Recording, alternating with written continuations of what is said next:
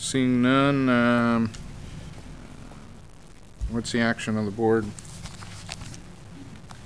I'll go ahead and make a motion to accept. I think that Mr. Kaler did a good job of synthesizing the board's comments and turning them into some new specifics and some new generalities. And I think those new generalities that you added will allow your office and in sort of in concert with the board and the General Government Committee to go ahead and take action if things should arise vis-a-vis issues on the invasive species that have both been discussed at the state level and the federal level, and there are options for weighing in on legislation and perhaps even for some funding options. So with that, Mr. Chairman, I would go ahead and recommend that we adopt.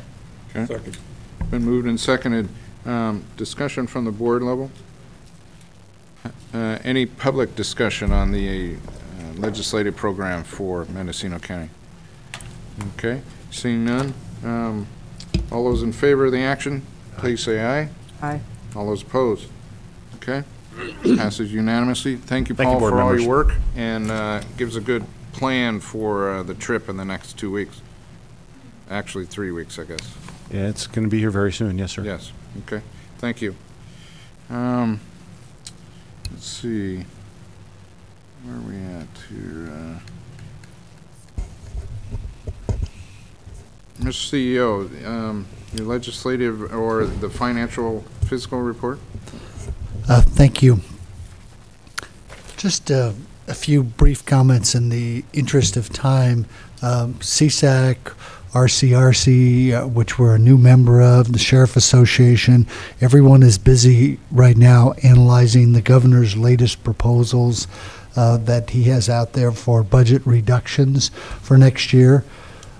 We've done just some very preliminary work on that, and just wanted to let your board know that our office is working on the possible impact of the governor's recommendations. I'll be leaving for Sacramento today.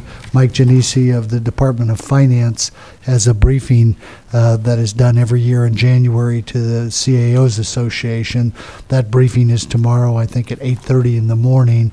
We'll get the direct information from the governor's office and have a discussion amongst the CAOs afterwards of the potential impacts.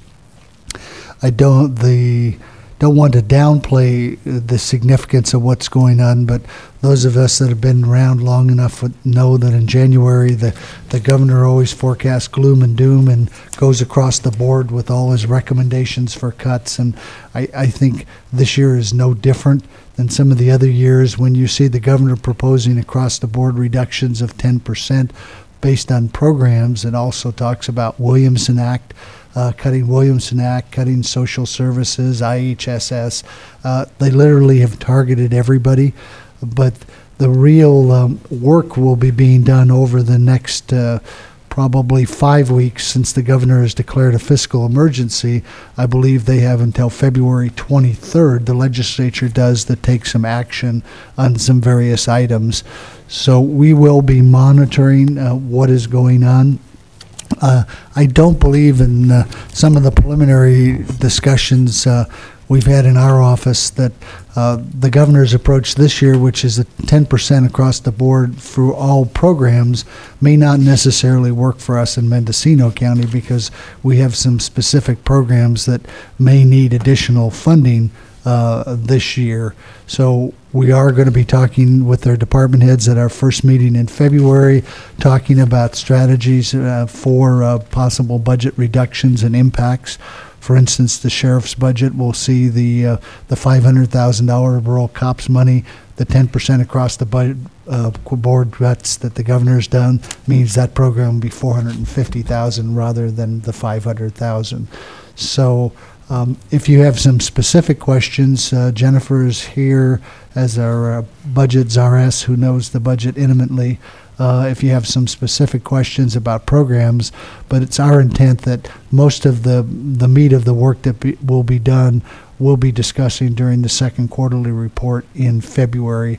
Nothing's going to happen at the state level over the next 5 weeks that is going to to dramatically impact the county. So our item today is just to let you know that we're working on it, and Jennifer's here in case you had some specific questions. Supervisor Smith. Thank you, Mr. Chairman. A question I've had, Mr. Mitchell, regarding this process with all of the unknowns that currently exist is how can the county be as forthright and as timely with its reporting both to staff and to the public about what these cuts may mean?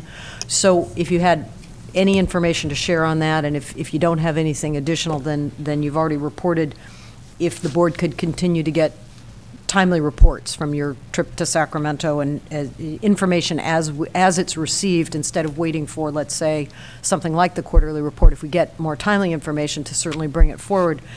The other question is how the specific question I received from the press was, how do you plan to engage the board in the decision-making process as this budget emergency declared by the governor proceeds? And how do you plan to handle that? And what would the board be expecting, and what would the public expect to be seeing at the open session level? Thank you.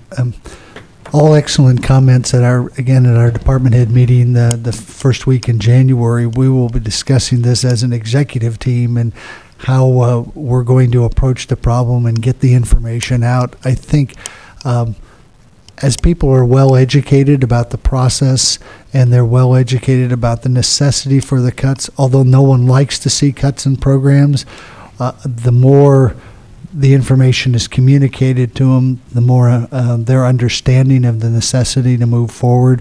So it's our plan that we will go forward meeting with the department heads. Several of them already are going through and having discussions internally with their staff.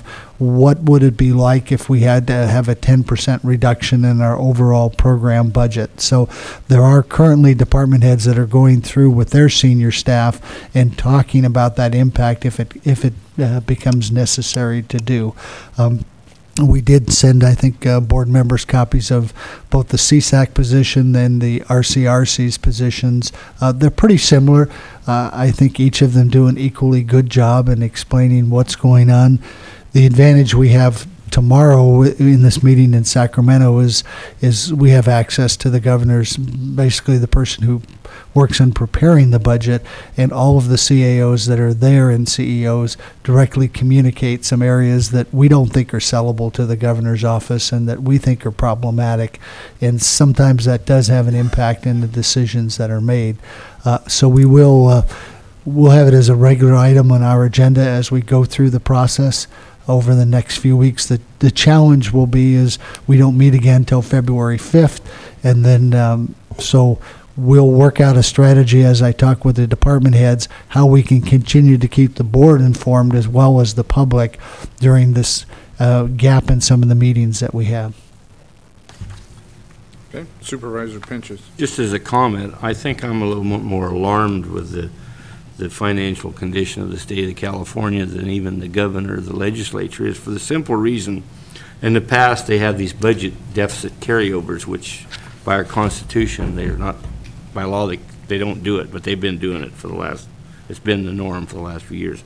The only difference this way is the state of California is bumping up against the maximum amount that the state of California can borrow by voter approval, and I don't believe that the voters are going to extend that.